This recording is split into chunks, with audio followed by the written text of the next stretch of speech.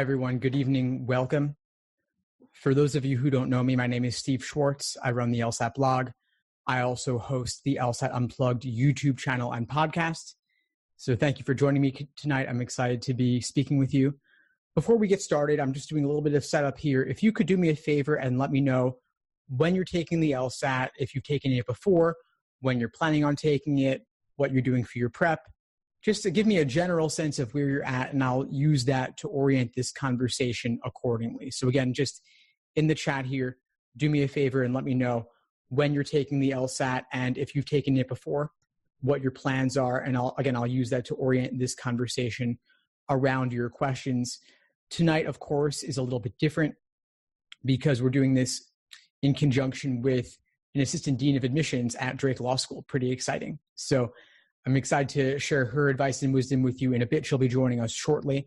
But in the meantime, we'll jump off by talking a little bit about the Lsat. So if you could do me a favor and just here in the chat, let me know when you're taking the Lsat, what you're doing to prep, and I'll use that to orient this conversation appropriately. I see one person saying September.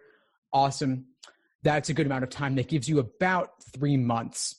See someone else saying July 15th, someone else saying September. Got a mix of folks taking July and September, someone else taking it a year from now, summer 2020. That's awesome. So plenty of time there. That's great. So I'll give you just a brief overview of how I recommend studying for the Lsat. I recommend a 5-step approach. I call it the laser focus approach to Lsat prep.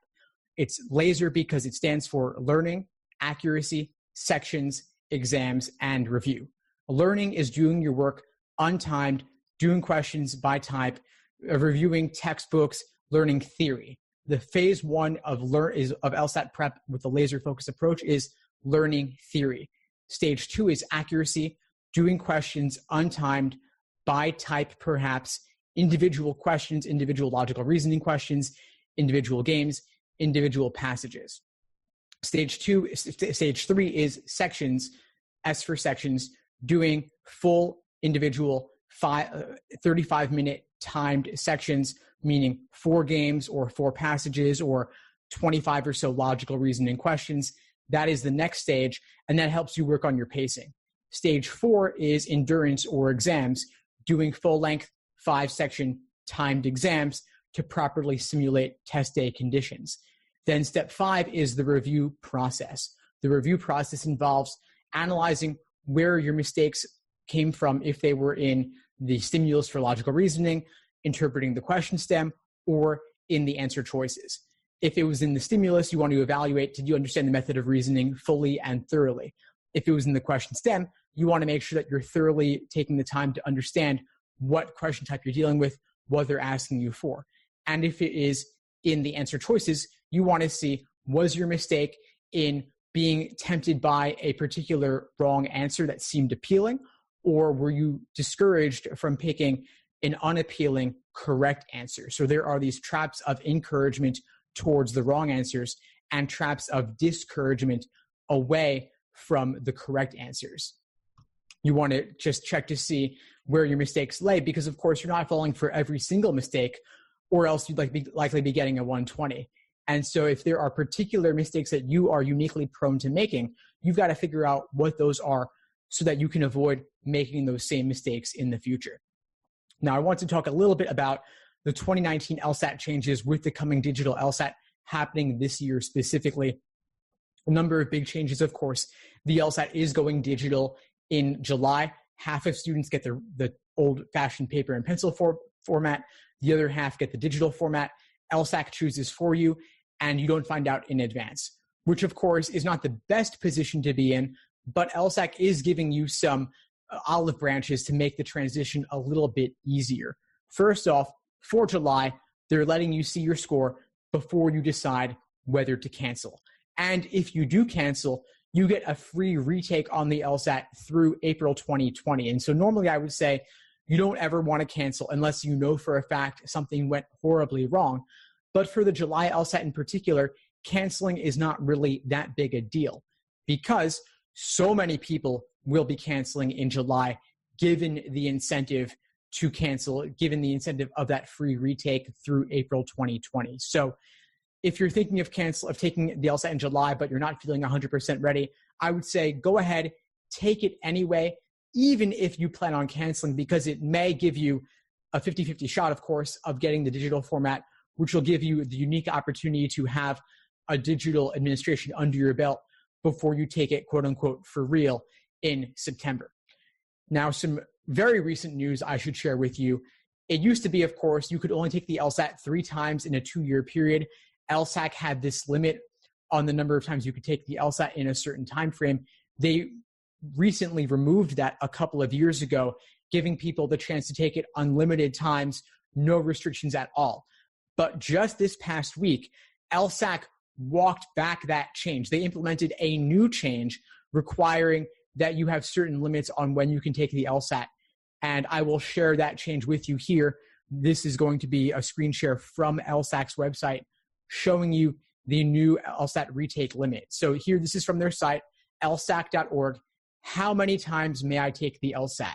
Starting with September, you can take it only 3 times in a single testing year and 5 times over the past 5 years, 7 times in a lifetime. This is forward-looking, not retroactive. Tests taken prior to September 2019 will not count against these limits. This means that if you take it in July, that will not count towards 3 times in a single year, 5 times in the past 5 years, 7 times in your life. But starting in September, they start making their tally. This, of course, will not affect a ton of people. Most people are not looking to take it 4 times in a single testing year, but you may want to consider that. If you cancel your score, that counts as a take. But if you withdraw your registration beforehand, or you are a no-show to the test itself, then this will not count towards the limit. Just keep that in mind. So that's one very recent change I wanted to share with you. The other recent changes, of course, are that the LSAT is going digital starting in July, then in September. LSAC has put out a familiarization tool at familiar.lsac.org. They have video walkthroughs. They have 3 full practice tests on there, 71, 73, and 74. So you can actually play around with the digital LSAT in that format. I'll show you some sample problems here so that you can see just what it looks like in terms of the different various features of the digital LSAT, because I do want to share some of those with you here. So this is just a way for them to show you how to deal with the different features. Highlighting, underlining is particularly interesting. So you can highlight the text, you can underline the text, you can erase what you've highlighted, you can erase what you've underlined, you can increase the text size, you can decrease the text size, you can increase the line spacing. These are different various accessibility features. You can select an answer just by clicking there. You can also eliminate choices, which will make the answer choice text a little bit more gray. Kind of interesting. And then, of course, you can reveal the answer on just the digital LSAT familiarization tool, not on the actual administered LSAT itself, of course, but good things to be aware of. The highlighting and underlining features, I don't think they're especially super useful, but your mileage may vary. You may find it useful. And if you do, of course, then of course, do feel free to use it. It's kind of interesting. One thing you should be aware of is that for reading comprehension, you cannot see the entire passage at once. You have to scroll up and down, or you can display the passage only, but that will not let you see the questions at the same time. So just a few different things that you should be aware of there. Let's see, someone asked about changes in timing for the exam. Great question. So you do still get a 35-minute time constraint per section. That has not changed at all. But what has changed is the amount of time it will take you to bubble questions. Previously, you would have had to bubble with your pencil, slowly bubbling in every single answer for all 25 questions or so in a section. Now, with one click of the mouse or touch of the screen with the stylus, you can see at a glance, you can do it instantly, and that might save you some time. Probably will save you a minute or 2 per question, per section, something to be aware of. Now, people ask about, should they practice with a tablet? I do recommend practicing with a tablet. LSAC is using the Microsoft Surface Go. You personally don't need to use that. Any old tablet will do. You could use a Samsung tablet. You could use an Amazon Fire tablet, which I have linked here in the chat. and you go on familiar.lsat.org, which I've linked here as well, and then you will be able to immediately see how it functions on the tablet itself. Very useful to be able to walk through in that way. I highly recommend using the tablet if you can. Again, any old tablet will do, but doing this on the whiteboard, doing this on a computer doesn't really do it justice. You can't use all the same different accessibility features that you can on the digital LSAT with the tablet. So just something to be aware of there. I want you to be familiar with. So I hope you found that helpful. A few other little things I do want to share with you here before I turn it over to Kara from Drake Law. I'll just go back to my screen share here. One thing with the digital LSAT is that you can only see one question at a time. So I recommend cutting out a rectangle in any old piece of paper and then placing it over an actual LSAT question so you can limit your field of vision to only one question at a time. I think this is extraordinarily useful to do because it is a little bit of a different experience doing it on a tablet versus doing it on a piece of paper. You want to treat all your prep test books as if they were PDFs. So if you have this PDFs, you can do those on the screen and then have your scratch paper to the side. And for logic games, by the way, I recommend doing something like this where you have your rules on the upper left, your main diagram on the right, then your individual question diagrams below. So let's say this were a 5-variable logic game with I would create 5 slots and draw my hypotheticals below, then have the PDF on the computer screen or have the prep test book to the side. I see another question here in the chat I do want to address. Someone asking about testing accommodations. If you have testing accommodations, that will not change. You will still have testing accommodations, but you will not be able to see your score immediately at the end of the test, as someone else asked here. You will still have to wait the standard amount of time. And actually, for the July LSAT in particular, it's going to take them longer to give your score back because they're doing some statistical calibrations and comparisons between the digital format and the paper and pencil format test takers. So you actually, for those of you taking July, you will not get your score back until August 28th. So that is an extremely long wait. Of course, it's about 6 or so weeks, much longer than usual, but that's just the case for July in particular.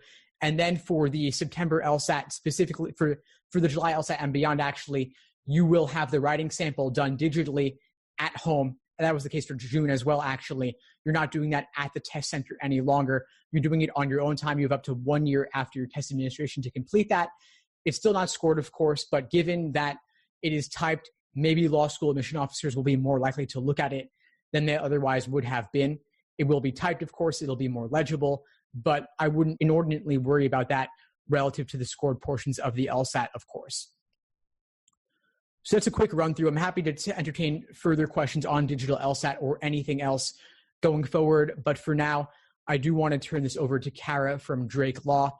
Kara, feel free to unmute yourself here and dive right in to share what you have to share with everyone here. It looks like you're good. I'll turn it over to you. Thanks. Okay. Hi, Steve. Thank you. Yeah, I'm happy to be here tonight. So I'm Kara Blanchard. I'm the Assistant Dean of Admission and Financial Aid at Drake Law School. Just a little bit briefly about Drake. We are located in Des Moines, Iowa, founded in 1865, so actually one of the 25 oldest law schools in the country.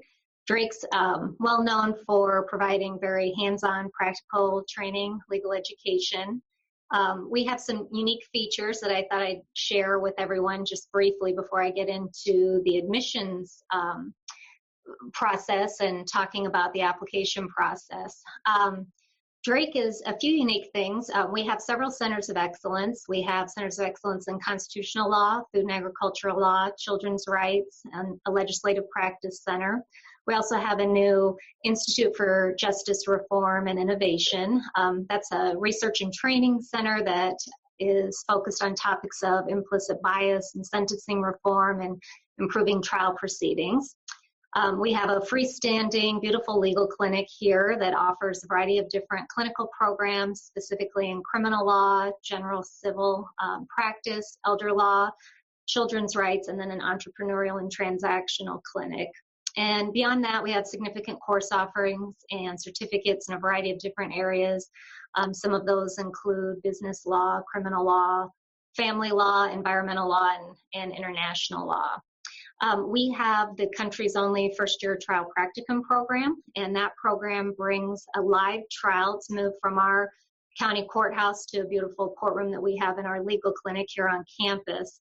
And we suspend our first-year classes for up to a week in the spring semester so that our first-year students can sit and observe the trial from beginning till end. They have a chance to be involved with faculty and attorneys who meet with them in breakout sessions to discuss trial proceedings. They get an opportunity to debrief the jurors and the judge at the end of the program. So it's a really fascinating learning program to learn about trial proceedings and actually watch that take place. We have a variety of co-curricular activities here at Drake. We have 2 student-published journals, our Drake Law Journal, and also we have a Food and Agricultural Law Journal here. Our bar passage and employment rates are always above the national average, and our students do quite well in both of those areas. We have alumni that are practicing in all 50 states and abroad. They are, for those that do decide to stay here in Des Moines, and for those of you that aren't familiar with Des Moines, it's very well known for a thriving young professional community. And a lot of our students from out of state actually fall in love with Des Moines when they get here and end up staying, even if that wasn't their original intention. But there are a lot of employment opportunities and a low cost of living. It's a nice sized community. We're actually the only law school here in Des Moines. And so that provides our students with ample opportunities for internships and clerkships and part-time work experience during their years here while they're in law school. So I encourage you to learn more. There's some really great things about Drake, and our website has all of the information that I've just covered, as well as many more things that are in depth. So I encourage you to visit and learn more about us. So I am going to dive into talking about the admissions process for those of you that are planning on applying here in the next year or two. I want to go over some of the major categories of the application process and hopefully share some information that will be helpful to you. So as Steve has just spent time talking about, the LSAT is obviously one thing that for most students will be required. There are some schools that are offering an option not to have an LSAT, but they're usually requiring another test, and as well as some of those schools are requiring enrollment in one of their joint degree programs. So I encourage you to look at schools individually in that area, but the vast majority of us are still requiring the LSAT. In addition to that, you typically have to have a bachelor's degree completed. The bachelor's degree can be in any area, so it doesn't have to be in a typical pre-law or political science type of major. We have a wide variety of students' backgrounds, majors that they come into with undergrad. So I tell our students not to feel at a disadvantage if they haven't pursued the typical undergraduate path for pre-law. We have students coming in with every major and have found that students can do very well in law school regardless of their undergraduate major. But your LSAT score and your grades are certainly going to be important components of the review process for an admissions committee. They'll not only be important for admissions, but also for competitiveness for merit-based scholarships. Most of us will take the higher LSAT score if you do take the test more than once. And I encourage you to talk with the admission officers at the schools you're looking at if you need advice on whether or not taking the LSAT a second time is something that you should consider. We're happy to have those conversations with you. Here at Drake, for example, over 75% of our entering students have qualified for scholarships in recent years. And so sometimes the retaking the test can not only be something that could help a student with admission, but also their eligibility for scholarship assistance. And so those are the types of conversations that the admissions staff are typically happy to have with students in helping to discuss that and determine whether or not retaking the test would be of value for you. Steve had mentioned lsac.org in his conversation, and I certainly highly, highly recommend spending time on that website, not only because you need to set up your LSAT registration, but they also have a tab on their website that's called Choosing a Law School that provides some really good resources for researching law schools. All the ABA accredited law schools are listed. You can actually search by schools. You can get a link to every school's website. You can find some overview information that schools have provided to describe their programs. And you can even search by certain criteria to try and help you find schools that might be a good match for you. For example, you can search by GPA and LSAT if you have those scores and want to find schools in which you may be a competitive candidate for admission. Or you can search by geographic location or even keywords. So if there's an area of law you're really interested in, you can search by the type of law, and it'll bring up all the schools that offer programs in that area. There are a lot of ways to do your research on schools. LSAC.org's website is a fantastic resource and an easy way to get you linked with all the schools' websites. I know we had Dean Anderson on your program earlier, Steve, and he talked a little bit about rankings. I know that's an area that a lot of students will look at in their research as well. And I'll make one comment about that. Really, I think the biggest thing I think about rankings and working with students over the last couple of decades as they research law schools is that I first encourage each of you to think about the things that are important to you in choosing a law school. So whether that's a particular type of program, maybe it's even a scholarship eligibility, a certain geographic location, your areas of law, class size. There's a variety of different factors that you'll consider. And so when you make that list and think about the things that are important to you, then I encourage you to compare, when you're looking at rankings, how your factors of importance are included or not included in a ranking. And I think then that can make it more meaningful or purposeful to you as you're doing your research.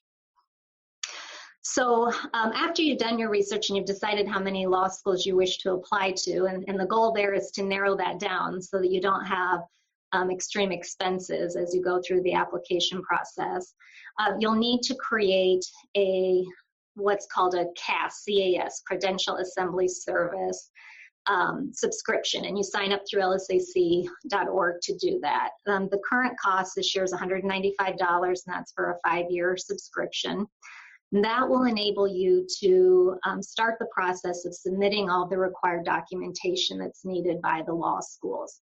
So you'll have all of your undergraduate transcripts sent directly to LSAC, and that needs to include any school in which you've earned credit towards your bachelor's degree towards. So for those of you that may have attended multiple colleges or perhaps started a community college and transferred, you need to contact all the schools you've earned college credit at and have them send their transcripts directly to LSAC. You can also have your letters of recommendation sent to LSAC, so they'll be included in this service.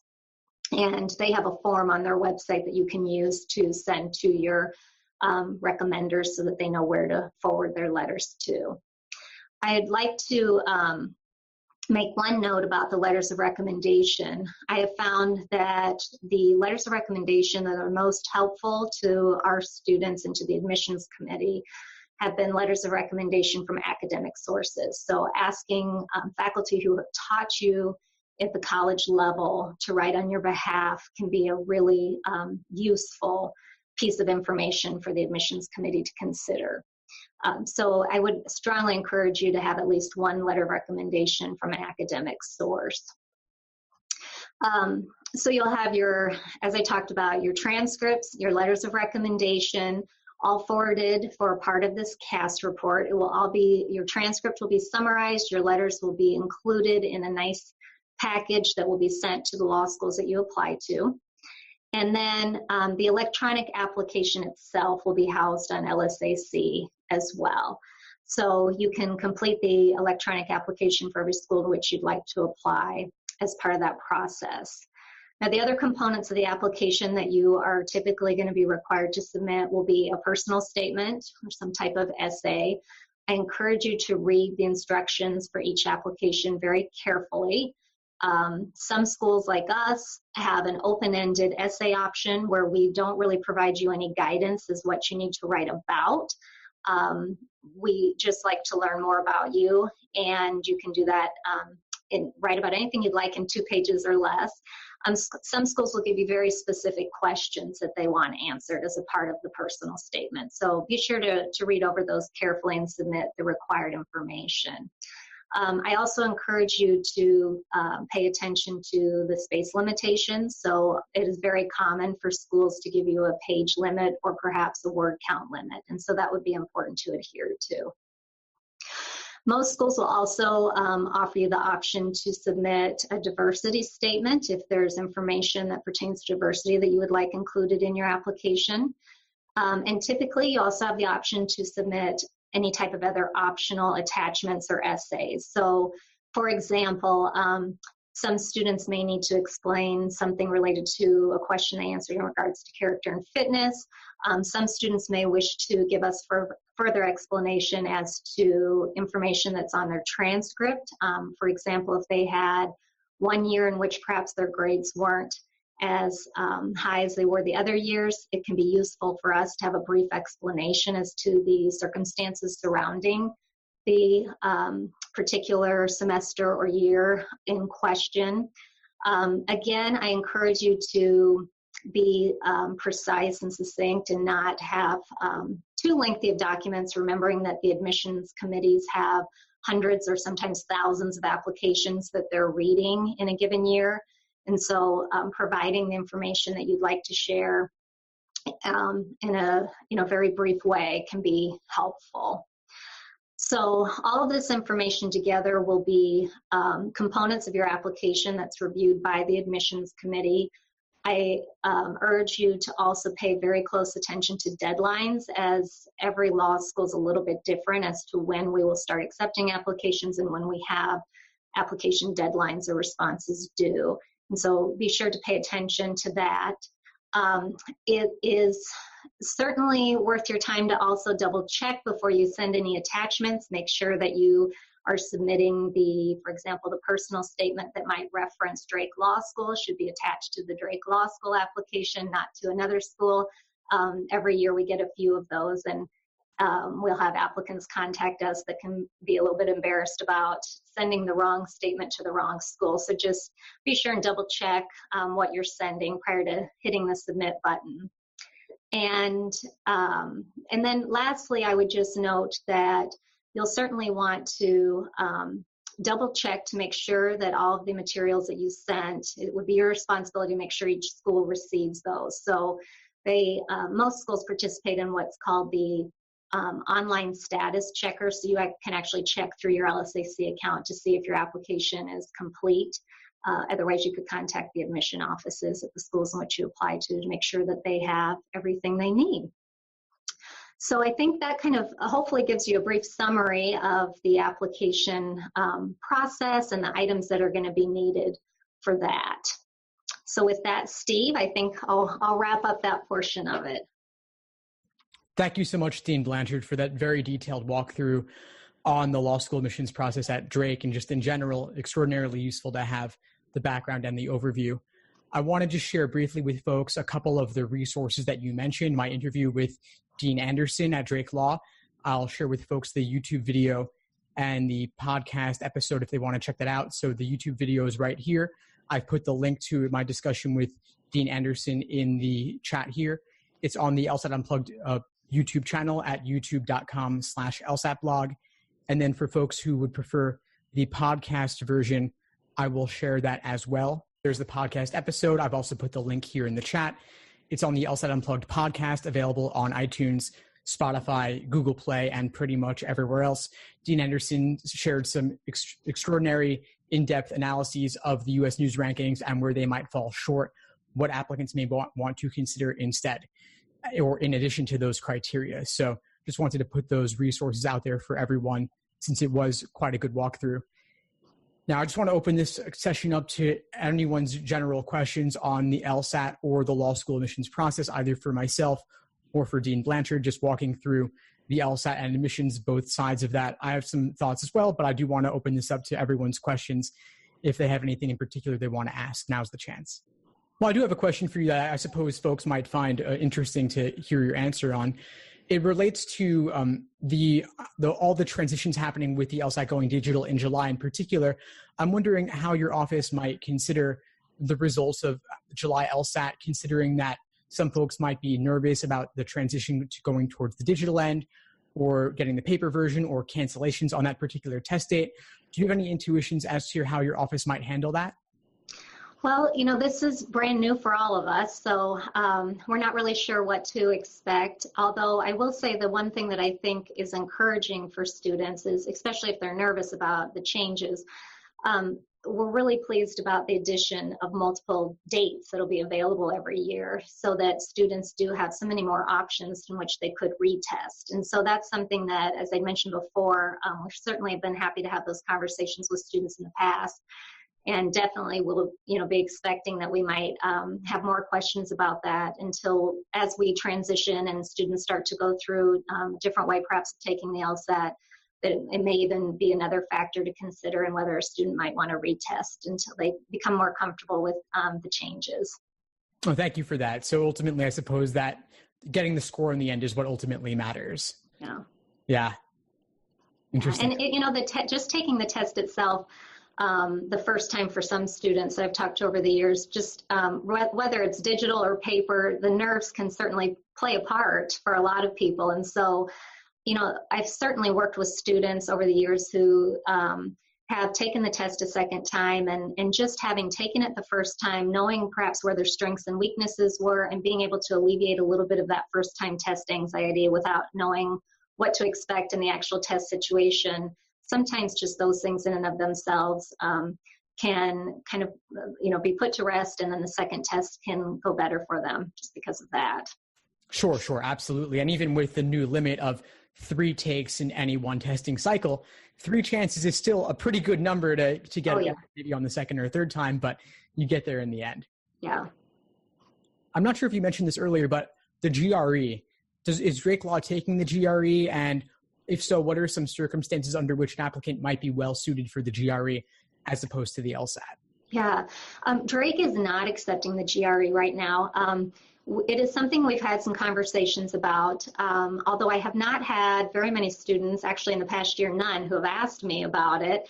But the reason that we aren't now is that the American Bar Association, our accrediting agency, does require schools before they offer that to be able to offer independent validation studies. And we just don't have the quantity of data that we would need to be able to produce that type of study right now. It's something we'll continue to monitor and think about, but as of right now, we do require the LSAT. Okay, and related to LSAT scores specifically, are there cases in which getting a few points higher on the LSAT, is it as significant as just 1 or 2 points more making the difference between a yes or a no, or between getting more scholarship money or less? How do those numbers play in? Yeah, that's a good question. And I get that question quite a bit from applicants. 1 or 2 points typically isn't going to make a difference between yes or no. But having said that, there are certainly situations where 3 or 4, definitely 5 points could. So again, it really depends, and it's not, that test score in and of itself isn't the only thing that we're looking at. So it also depends on an applicant's GPA and then the other factors in the file that the admissions committee are considering. When we're looking at a big difference in what 1 point could make, it certainly could play a factor sometimes in scholarship eligibility. And so that's where, I encourage students in their conversations with admission offices as they're discussing their financial aid package. That could be a question worth asking. What would it take to make a change potentially in scholarship eligibility? Because sometimes, there have been students who I have advised strongly to consider retaking it because the ability to perhaps take it again and get 2 or 3 points more, if there could be a big change in their scholarship eligibility, it could literally pay off for them to retake the test. Well, it's very interesting. And it's also interesting to hear that it could be as simple as having a conversation with yourself, or if it's at another school, another admission officer, where it's not necessarily an adversarial relationship, where the applicant getting a higher score is good for you too. That's very true. Yeah, that can be win-win for schools and applicants. So it's certainly, worth having the conversation, and admission officers that's what we're here for. So we're happy to field those phone calls and emails from applicants if they're wondering about ways in which they could become more competitive, either for admission or for scholarship eligibility.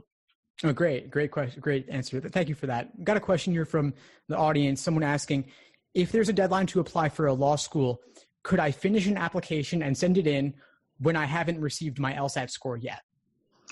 Okay, so here at Drake, the answer to that is yes. So we have, for example, what we call our priority application deadline of April 1st every year. The vast majority of our applications actually come in by early to mid-February. So now that we have more test scores or test dates being offered, especially in the spring semester, that's something that we're seeing more of just this year, and I'm sure we'll see a lot more of even next year. So we do allow students to go ahead and submit their application materials, and then we just hold the application until the test score is released. We have a question in our application that asks when a student will be taking the test, so if they note a future test date, we can also see that on their LSAC record once they've applied. So the answer could vary certainly from school to school, but here at Drake, it would be a yes for us.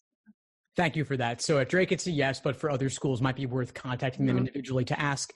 And of course, these deadlines, I get the sense that overall they're later than they used to be. Oh yeah, for the most of us, they are. And, you know, sometimes, or in recent years past, some of the schools had deadlines as early as perhaps late January even. We had the April 1st deadline so that we could accommodate February test takers. But with the addition of the later test dates, I would anticipate that there'll be many schools that'll have a little bit later dates. Yeah, definitely. I mean, now it's being offered in March and April for even the same cycle. So you could start law school 6 months after having taken the LSAT. Yeah. And a lot of schools are taking those scores, I understand. Yeah, that's my understanding as well. Yeah. Thank you for that. Let's see. So some other general questions here. Somebody asked, what's the scoring scale? What does a good score look like? So I'll knock that one out just a little bit. The scoring scale is from 120 to 180. The median's about a 151. And a good LSAT score, that's kind of in the eye of the beholder. Depends on your goals, right? I mean, I think anything above the median or above the average is considered good because you're doing better than the majority. But as for how much higher you want or need, depends on what your goals are. Do you want a top 14 law school? Do you need a full ride to law school? Or are you okay with going to tier 1 or tier 2? Or are you okay with going regional? And do you need the full ride or not? It's kind of depends, I think, in large part on your goals. What would you say on that? Yeah, I absolutely agree. And, you know, that's where that lsac.org choosing a law school feature that they have on their website can come in useful and handy for applicants, because a lot of the schools will post either a grid or some type of data that will show you based on your LSAT score and your GPA what your likelihood of admission would have been in the year prior. And so if there's a school that you really have your sights set on, you know, it's typically fairly easy to get in there and get the data to be able to see, you know, what kind of score you'd need to be competitive.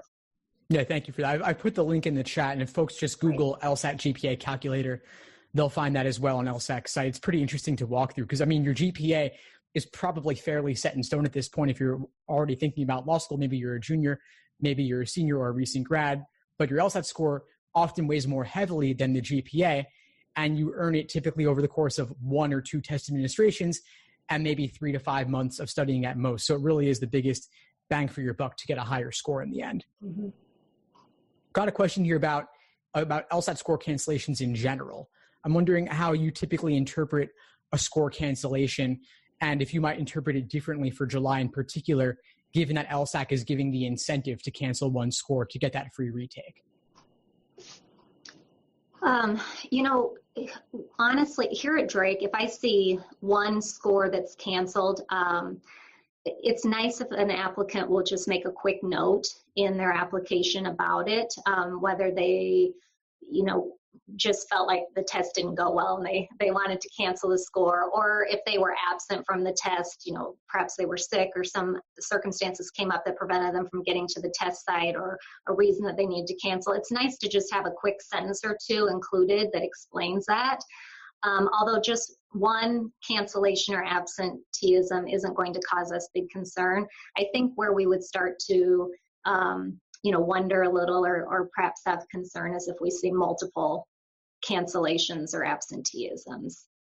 Certainly, certainly. And the cancellations and absenteeisms, for the most part, they're quite avoidable. I mean, what you can withdraw from the LSAT even the day before, if you're not feeling ready, law schools will never know that you were registered for that test date. So an absenteeism, in my opinion, should never happen unless, let's say, you woke up the morning of or something happened on the way to the test center that was unavoidable. And of course, there are contingency plans one can have, but that would be the only case, in my opinion, where that should ever even be a possibility. But the cancellations, I think July might be unique because LSAC is giving that incentive to cancel. But for other test administrations overall, I think maybe one cancellation is fine, but otherwise don't take it until you feel ready. Because you never know what could happen in the future that might require cancellation, like if the fire alarm goes off or the marching band's outside and you just can't overcome that obstacle.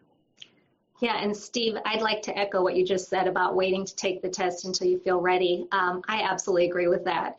You know, it's time consuming, it's expensive, and I don't encourage students to take the test the first time cold turkey just to see how it goes and to test the waters. You can do that online with practice tests, and there's, you know, really waiting until you have time to prepare for the test before you take it would absolutely be my advice as well.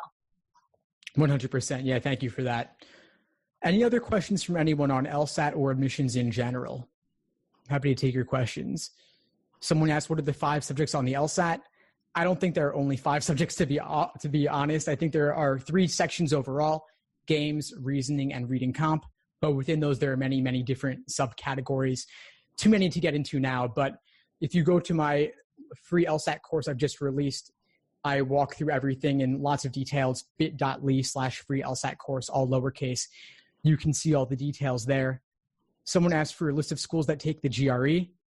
I think there are more and more all the time. I don't honestly know all of them, but I think if you Googled, you could probably find a list, but it's constantly changing. As for what is the GRE, it's the Graduate Record Examination, I believe, and it's normally been used for general graduate school like master's programs or PhD programs. Recently, some law schools have started taking it in part to widen their pool of potential applicants and maybe source some folks who may not have been initially considering law school. But it remains to be seen just how much the GRE is representative or indicative of one's law school potential. I think the LSAT is pretty strongly demonstrated to have a good correlation with first-year law school grades. And as you alluded to, Dean Blanchard, I'm not sure the data is fully in on just how indicative GRE scores are in comparison. They might be some indication, but my guess is not as good as the LSAT, but I suppose we'll see. I suppose we could leave off here, Dean Blanchard, but I do want to thank you for taking the time tonight. Do you want to share the best way for folks to get in touch with you or your office with further questions? Yeah, certainly. Thanks. Our website is law.drake.edu, so you can find just about any information you want there. You can also request additional information, and then my email and phone number are on that website as well. Thank you so much for that, Dean Blanchard. I really appreciate it. So again, it's law.drake.edu. Folks can find me, Steve Schwartz, at the LSAT blog, as well as on the LSAT Unplugged YouTube channel and podcast. I put some of the links in the chat here, but feel free to reach out personally at lsatunplugged@gmail.com with any questions at all on LSAT prep. I'm happy to help however I can. Thanks again for everyone for tuning in. All the best and have a good night. Take care. Thanks. Good night.